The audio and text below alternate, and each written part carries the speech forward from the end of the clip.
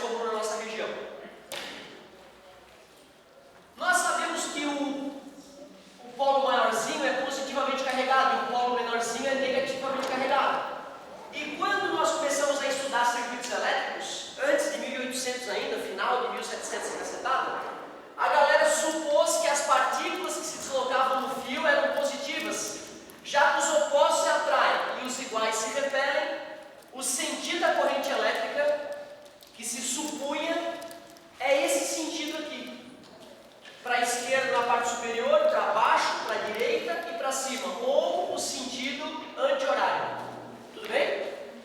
Quando Rutherford e Bohr mostraram para o mundo, lá em 1900 mais ou menos, que na verdade os elétrons estavam na parte de fora dos átomos e eles sentiam mobilidade, nós descobrimos que a corrente elétrica é no sentido oposto. Por isso que uma pergunta famosa no vestibular é: qual é o sentido real e qual é o sentido convencional da corrente elétrica? Se tu lembra que os opostos se atraem e sabe que o grandão é positivo e que o pequeno é negativo, tu consegue achar o sentido convencional e o sentido real, que sempre serão opostos um ao outro. Depois, a gente começou a fazer um experimento comparando quantos volts estava atuando em cima do resistor e qual é a corrente elétrica que o percorria. A gente usava amperímetro e voltímetro para essa tarefa.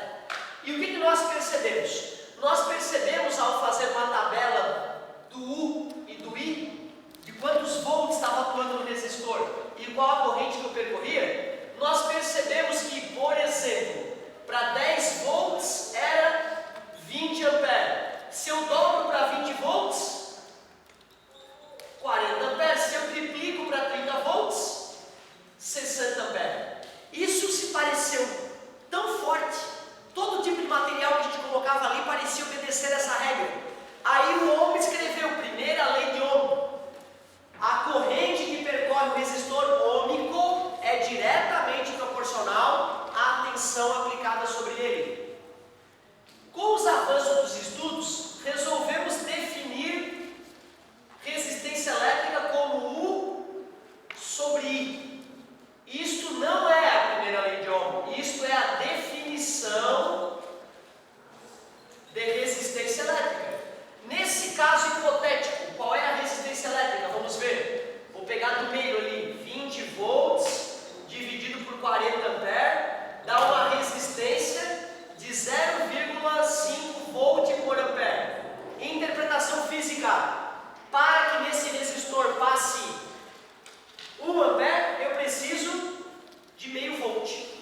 Para puxar o saco do estudioso que já tinha percebido a proporcionalidade entre U e I, nós chamamos de Ohm, aquela unidadezinha ali.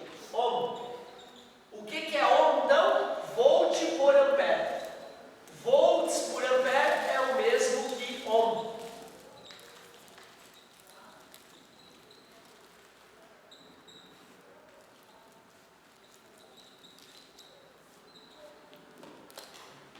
Ampere.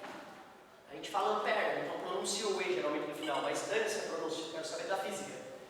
Ohm é o mesmo que volt por ampere.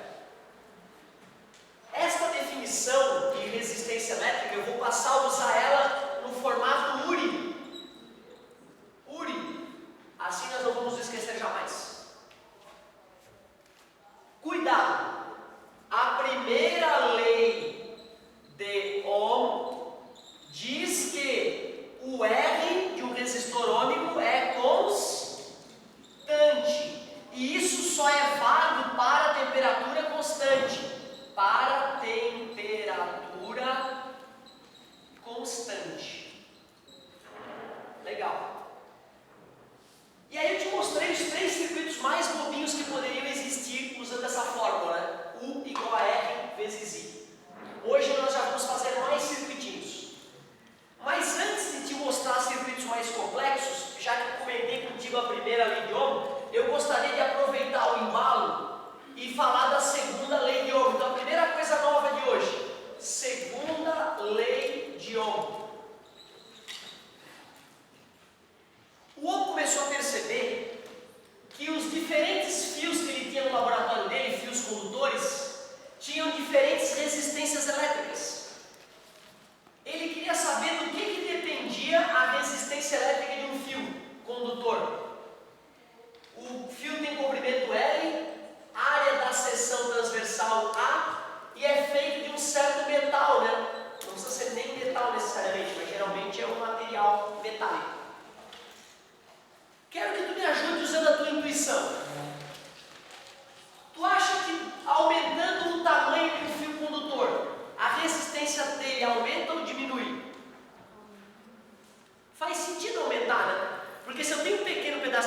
vou ter uma certa resistência para atravessá-lo. Se esse fio fica muito maior, eu vou ter que atravessar essa resistência ao longo de todo o comprimento.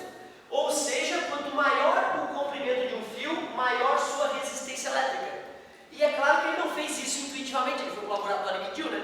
Ele percebia que dobrando o tamanho do fio, dobrava a resistência elétrica. Triplicando o tamanho do fio, triplicava a resistência elétrica. Por isso que ele percebeu que a resistência elétrica de um fio é diretamente proporcional ao comprimento do fio. E o que tu acha da grossura do fio, da bitola do fio? Um fio mais grosso vai ter resistência elétrica maior ou menor? Uma maneira boa de pensar nisso é o seguinte, ó, qual é o fio mais fino que existe no mundo? Eu brinco de dizer que é uma fila indiana de átomos metálicos. Concorda comigo?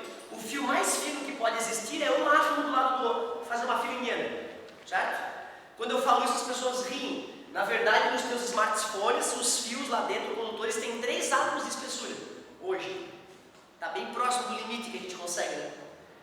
Se eu tenho uma fila indiana de átomos, para que a corrente elétrica flua por esses átomos, um átomo tem que pegar o elétron do cara de trás e passar para o cara da frente, né?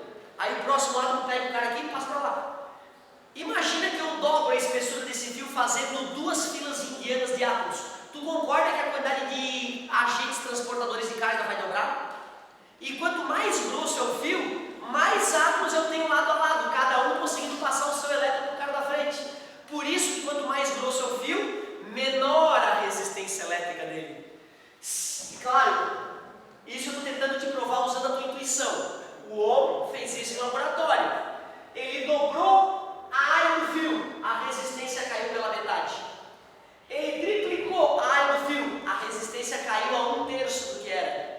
Assim ele percebeu que a área da seção reta é inversamente proporcional à resistência elétrica do fio.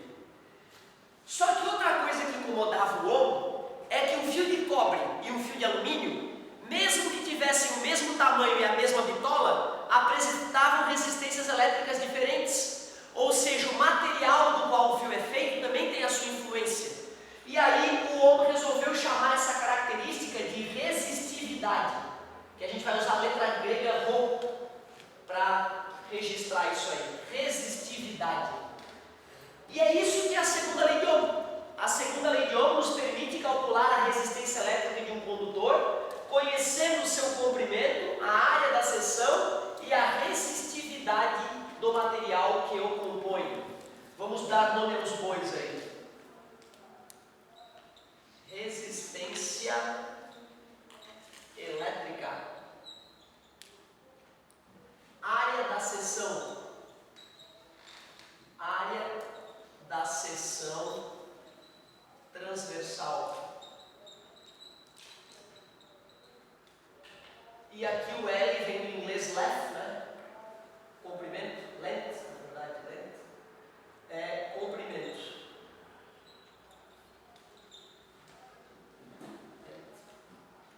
Isso aí. Como é que isso é cobrado no vestibular? Como é que esse tipo de lei é cobrado no vestibular? Claro que o cara pode te dar todos os dados e te pedir para fazer uma conta, mas é muito raro. A cobrança mais comum da segunda lei de Ohm eu vou exemplificar para vocês ali. Certamente um exercício muito parecido com esse deve ter no teu material. Vamos a um exemplo de aplicação da segunda lei de Ohm. Então olha só. O cara vai lá e fala para ti que tem um fio de cobre, que tem um comprimento L e um raio Lzinho. Só que aí ele vai lá e resolve fazer um fio de cobre que tem o triplo do tamanho, então ficou bem maior o fio, tem um comprimento 3L e também ficou mais grosso, ficou com um raio de 2Lzinho. Antes era só Lzinho, agora tem 2Lzinho o raio.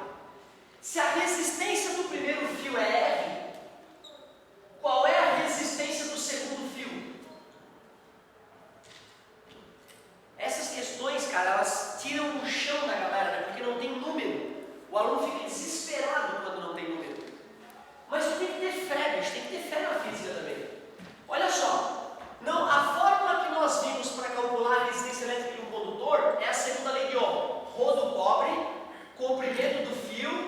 Se ele falou que tem raio, só pode ser um círculo, né?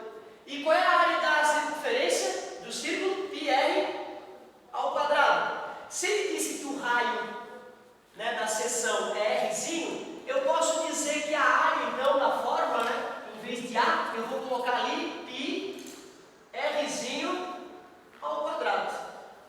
Montei uma fórmula para o fio 1, para o primeiro fio. Se tu for pensar, a única alteração que eu fiz foi chamar a área de πr ao quadrado, não fiz mais nada. Me ajudem, por favor, a montar a fórmula para o fio novo. O ρ mudou? Não, porque o fio continua sendo feito de cobre. Então eu não vou mudar aquela letrinha, vai continuar ρ. O tamanho L mudou? Passou para quanto? 3L. Em vez de colocar L, coloca um triplo, 3L. Honesto pra caramba. E como o raio também dobrou, aqui é um momento perigoso. Eu vou colocar π vezes. Como o raio é o dobro, eu tenho que colocar 2L e tudo tem que ser elevado ao quadrado. É aquele parênteses, eu acho, que deixa a galera chateada, né? Falta daquele parênteses. Qual é a resistência do novo fio? Vou passar esse 3 para frente para ficar elegante. 2 vezes 2, 4. π rzinho ao quadrado. Tem muito aluno que reclama, professor, o rzinho não pode ser ao quadrado, porque tu já elevou o 2 ao quadrado. Não. 2 rzinho ao quadrado é 2 rzinho vezes 2 rzinho, que dá 4 rzinho ao quadrado. Mas peraí. Olha para a fórmula original e olha para a nova fórmula. Tu concorda que essa parte da fórmula é a própria resistência R original? Por isso que eu posso dizer que o novo fio vai ter uma resistência que é 3/4 da resistência original. Essa é a resposta que ele queria. Ô professor, não dava de fazer de cabeça? Dava de fazer de cabeça. Quando eu estava te mostrando a segunda lei de Ohm, eu te disse que a resistência de um fio é diretamente proporcional ao comprimento e inversamente proporcional à área, não é? Como o tamanho do fio triplicou, a resistência tem que ficar multiplicada por 3. E lá está o 3 multiplicando. Mas como o raio do fio dobrou e a área quadruplica, né? A área do círculo quadruplica quando o raio dobra, concorda comigo? Se esse número aqui dobra, esse aumenta 4 vezes, porque está elevado ao quadrado. Como a área aumentou 4 vezes, o fio deveria ficar 4 vezes menos resistivo. Então multiplica por 3 e divide por 4. 3/4 de R. Daria de fazer de cabeça, mas eu gostaria que tu treinasse eventualmente com as letrinhas. Então, uma questão clássica de vestibular essa aqui. Clássica. Uma outra coisa que a gente precisa discutir hoje, para fazermos exercício e fixar depois, é o fato de os nossos circuitos elétricos nem sempre terem um só resistor. Os nossos circuitos elétricos geralmente têm mais de um resistor. Nós precisamos de uma técnica hoje para poder somar resistores. É a nossa próxima parte da aula, associação de resistores. Tem bastante questão legal na tua apostila para a gente treinar depois dessa parte da aula. Depois que eu der essa partezinha da matéria e fizer exemplos, eu vou liberar uns 5 minutinhos para que vocês arrisquem o exercício da apostila, para a gente já corrigir na sequência. Assim a gente vai ter mais chance de fixar essa matéria sem perder ela.